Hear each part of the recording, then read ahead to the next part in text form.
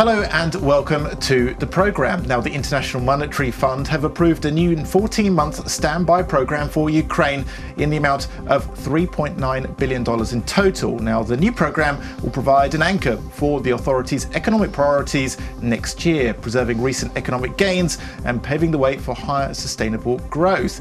I'm pleased to say joining us in the studio today is Vitaliy Kravchuk. He's a senior research fellow at the Institute for Economic Research here in Kyiv. Hello, thank you so much for coming in. Yeah, nice to. My first question is about the new $1.4 billion. This is the first tranche that we're expecting. So for perhaps our audience who are not quite so up to date on financial assistance and economic matters, what is the difference between this new program that's been accepted, been given the green light by the IMF, and the old one where you had the $17.5 billion? Well, the old one was set to expire in March, and the new one will last through 2019 and a little bit into 2020. So it will last longer, and it's shorter. It means that it will have to be repaid faster than this old extended finance facility. But in turn, it means that a reform program is less ambitious, which is probably appropriate for the election year.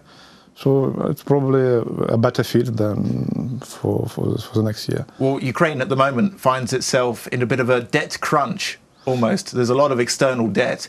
So what are the terms and conditions of this particular loan? Are they different from before? Are they based or linked to progress in reforms? How was that measured? Well, the terms of new disbursements in the next year are linked to the quantitative indicators, such as deficit, budget deficit, inflation, and there are some structural indicators, which means just reforms that have to be passed either by the government or the National Bank or the Verkhovna Rada. For example, such as finishing this process with anti-corruption court, or for the National Bank to continue with financial sector, with the bank sector reforms that are ongoing. So it's more or less the continuation of the previous program. In plain English, these reforms must be measurable somehow.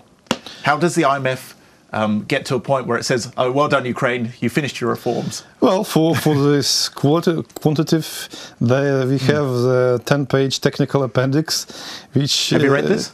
Yes, it's not easy to read, but in the end there is precise definition of how you need to calculate this as a fiscal deficit, or, for example, that you have to have this core inflation. Then there is a corridor.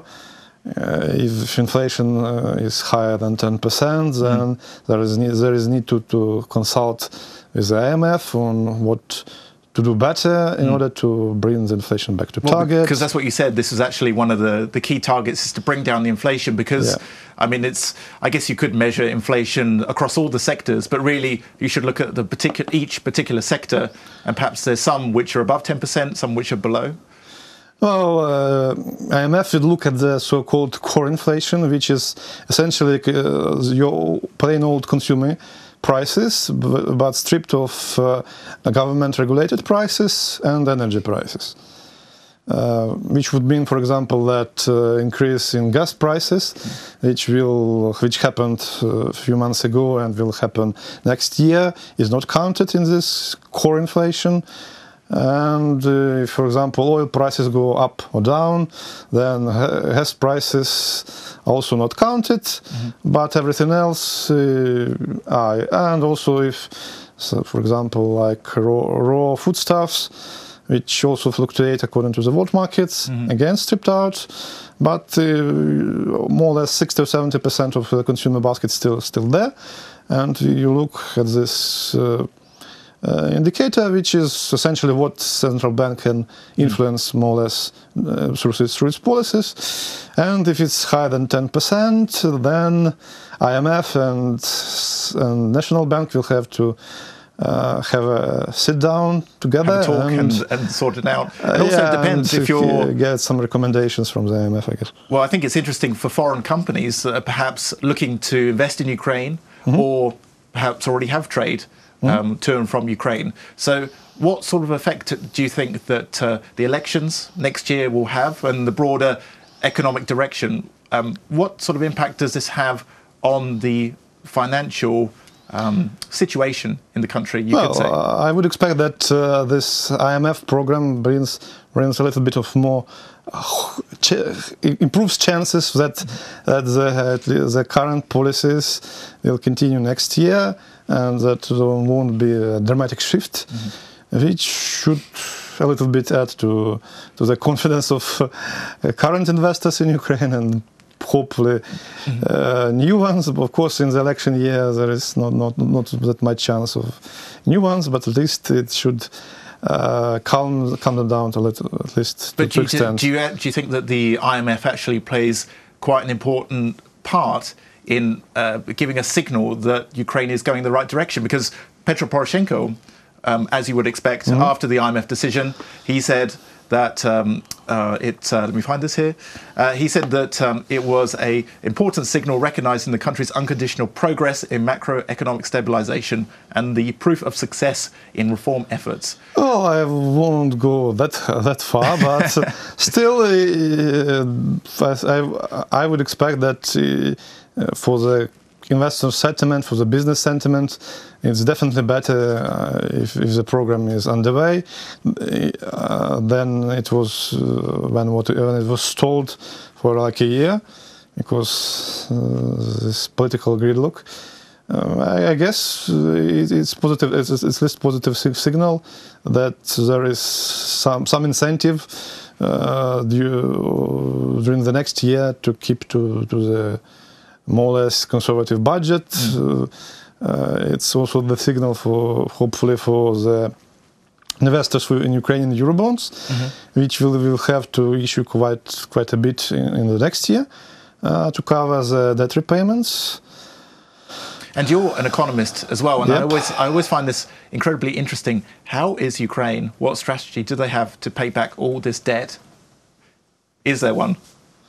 Well, essentially, in the normal conditions, you just roll over the debt. You borrow new funds to repay the old debts. But as long as it's stable, then that's okay. As long as an investor have more or less confidence that eventually they get paid, they are happy to do it. Do you think there's good confidence in Ukraine at the moment compared to other?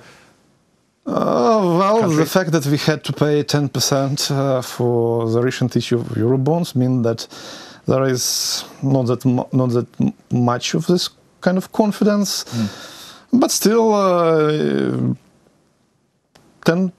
But the fact that they actually got the loan in the first place, the fact that we were able to issue Eurobonds at all was a positive signal, and now when we have considerable inflow from the IMF, we also have cooperation with the World Bank. I was about to say, actually, because it's not just the IMF, you have the World Bank, the European Union. Yeah.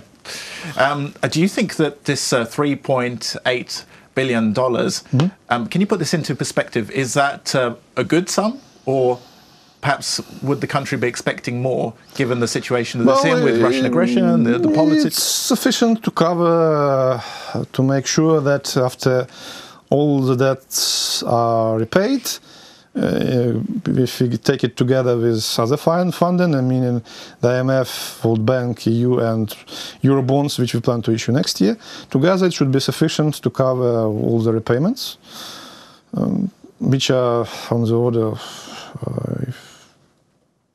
quite a lot of billions. Too many to count at the time? If you count domestic debt too, it's more than 10 billion. So 3 billion will not be enough to alone cover the repayments, but together with other funding, it should be sufficient. Okay, and the fact that we have a lot of this lower cost funding means that we have to borrow less at the more expensive market terms. Yeah. Okay, well, thank you so much for coming in, and it's been interesting to speak to you. Thank you very much. Yeah. Thank you. That was Vitaliy Kravchuk. He's a senior research fellow at the Institute for Economic Research in Kyiv. Stay tuned for more.